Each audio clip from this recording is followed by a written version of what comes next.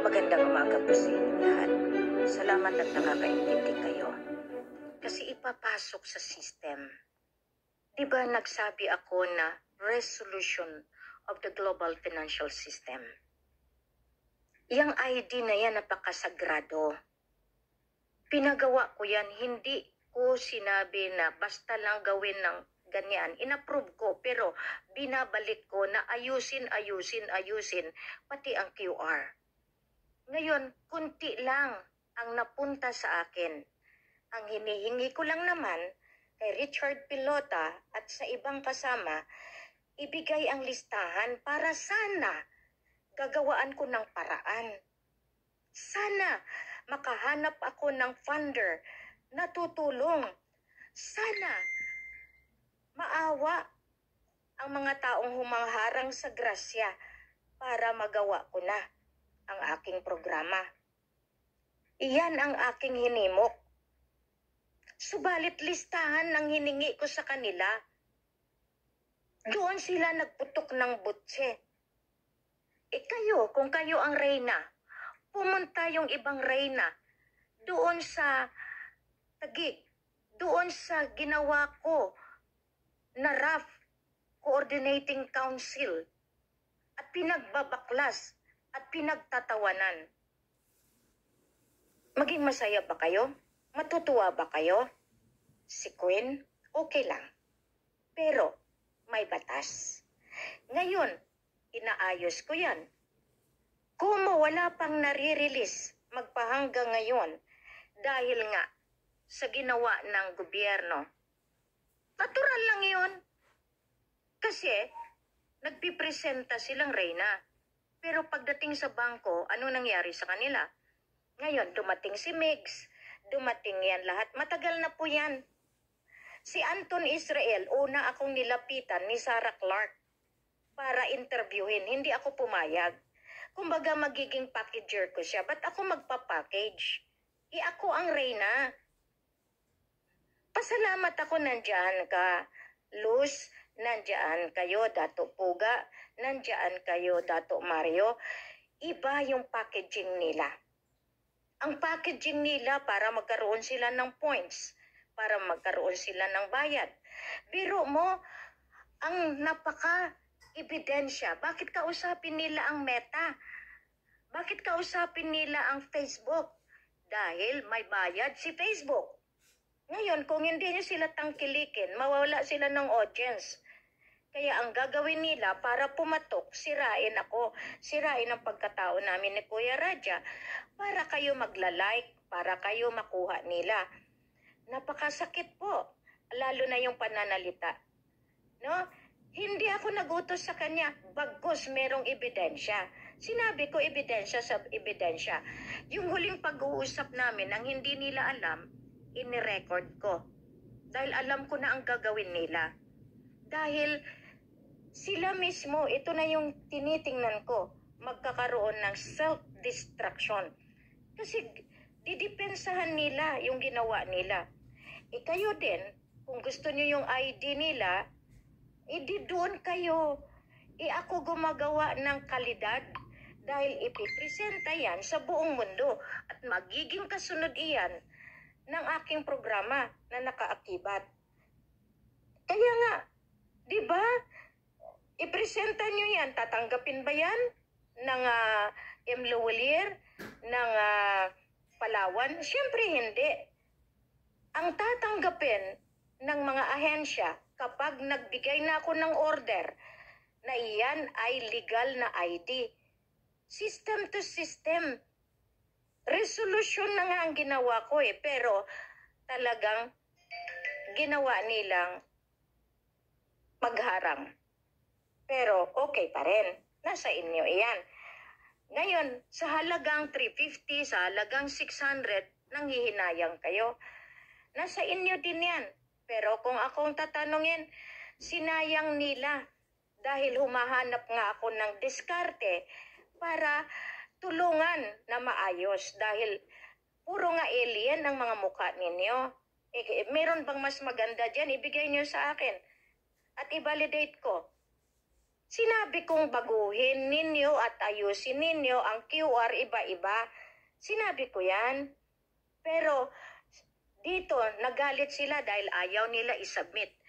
Ang 01 special order, nakaukit yan sa special order 01 ng United Nations. May batas po yan. Alam ng Malacanang yan. Ngayon, sabihin niyo sa akin, gumagawa lang ako? Hindi. Sila ang gumagawa ng sarili nilang kapahamakan. Ngayon, sino nga bang backup ni Richard? Yun ang tatanungin ko sa inyo. Kung may alam kayo, edi bahala kayo. Pero ako, alam ko ang backup ko. Allah. Ngayon, sinumpa ako ng Allah. Isusumpa ako ng Allah nang dahil sa kanyang dasal. Sino kaya ang masumpa?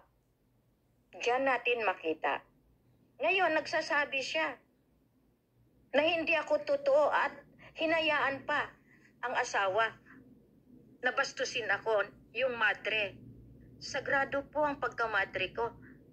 Yan ang hindi nila alam. If you are one trained and groomed and reared in the strictness of the law, you become a person refined, pati pananalita. Sila palengkera? Yan ang pagkakaiba. Ngayon, tingnan nyo mabuti. Hindi ako nagbubuhat ng aking upuan ni minsan. Pero hindi nila alam ang otoridad na ninakaw nila. Namatay si Eduardo de la Cruz. Binigyan ako ng taning na hanggang October 30 lang ako, 2019. Sino sila? Sino sila? Dahil kasabwat si Maria Busoy. Yung original, duplicate na sinasabi namin ng mga accounts ng HSBC, ng RCBC, at ng isa pa, yung account ng China. Kinuha po ni Eduardo, dinala sa Jansan. Iyan ang nilalako ni Jane Cathedral. Iyan ngayon, ni kay Pavilion. Nagsama-sama nga sila eh. Sino si Haji Rul? Yung in-interview sa Maimbong. Siya lang naman ang tatay-tatayan ni Pavilion. Sino si Pavilion? Dinala nila sa Heritage. Sino si Lady Min? Magkasama sila. Sino ngayon ang matatalo? Lahat iyan, revolutionary funds. Ngayon, iiyak sila dahil ang confidential funds ni Sara, iyan ang nakabuo dahil lawyer si Manong Digong, si Duterte, ni Miswari. Since patay si Miswari, dinala na nila lahat yan. Kung ako sa kanila, dumirekta na sila kay Kuya Raja, wag yung sisirain. Instead na makinabang sila, hindi pa. Kasi sila ang umarangkada. Now, kung susunugin nila ang uniforme, iyan ang pinakamaganda na kalapastanganan. Dahil pinalagpas ko ang paggawa nila ng mga uniforme. Walang approval lahat iyan. Nakikita ko na lang yan at binibigyan ako. Hindi yan sinasabi ko yun, ito po yung disenyo o yan po. Wala. Ngayon sasabihin nyo sa akin, dahil personal kayong ginawa para personal kayong magiging tropa. Hindi para kay Queen. Sarado Pulido, nagkakandalaitin ng galit. Matagal na siya nag-resign, oo. Pero ang hindi niya alam, hinihimok niya yung mga tao. Kunyari, mag-resign siya para kaawaan ko. Nung nag-resign siya, tinuluyan. Ayan ang nangyari sa kanya. Kasi hindi niya akalain na yung pag-resign niya, sinuportahan ko na dahil matagal na na-strip off ang political at military. At ni minsan, hindi ako nagbigay ng rangko. Si Pilota po.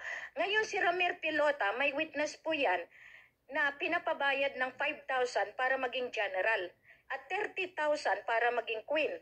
Mag-execute po kayo ng affidavit. Yun ang hingi ko. At lahat ng dinukdok at talagang hinimok ni Pilota na magkaroon ng mga affidavit against kay Princess Lorena, gumawa na po kayo ng counter affidavit kasi ito na yung binigay niya sa akin na merong grupo na magsabotahe sa akin. Alam ko naman na siya na. Pero ang hindi niya alam, yung paglalakad niya hanggang Burungan, hanggang Leyte, kasama na sila Regreg, at yung kanilang spiritual warrior, ang hindi naman nila alam. Sinusubaybayan ko lahat iyan. Ngayon, ni minsan hindi ako nagpresenta na ako si Mama Mary. Ang gabay ko si Mama Mary. Ni minsan hindi sinabi ng lolo na siya si ganito, kundi ang gabay. Maling-mali po. Ngayon, matutuldukan lahat yan kasi ilalantad din siya. Bahala na ang kalangitan ang gumawa ng kaparusahan. Ngayon sabihin nila, baliktad. Nakita niyo man yung pagmumukha sa video. Nakita niyo yung pagmumukha ng mga iyan. Kawawa. Kasi mawawalan kayo, hindi ako. Ang hindi niyo alam, trabaho ko, pulido, silyado. Bakit ko ipangalandakan sa inyo? Marami nang nagbibenepisyo. Pero hindi ko kailangan ipangalandakan. Mismo gobyerno, alam nila. Ngayon, pupunta kayo, tataliwas kayo. Sa ginawa niyong kalapastanganan, tama na, sobra na. Mayayakap ko pa kaya kayo muli? Nasa inyo. Tinalikuran niyo ako, bakit ako maghahabol sa inyo? Sobra na, tama na. Maraming salamat. Magandang hapon po.